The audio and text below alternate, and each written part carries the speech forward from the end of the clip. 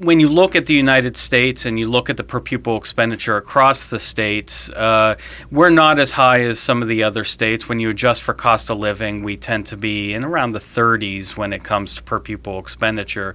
So it's by no means the lowest. We're not 49th or 50th in per pupil expenditure, but we're also not in the top 10 either.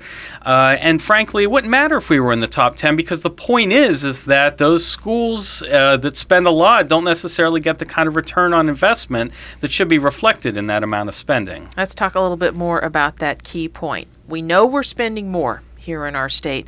So how do we go about figuring out, is it worth it? Are we spending it on the right things? Well, there are ways to calculate how we can assess these things. And there's a line of research called educational productivity, return on investment, that both the left and the right has really latched onto in the last couple of years.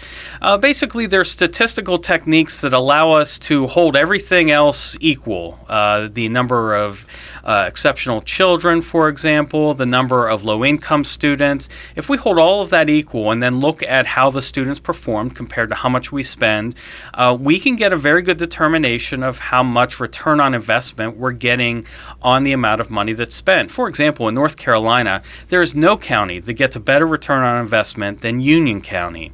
Union County has one of the lowest per pupil expenditures in the entire state, yet their students perform way above average, and that's what we should want.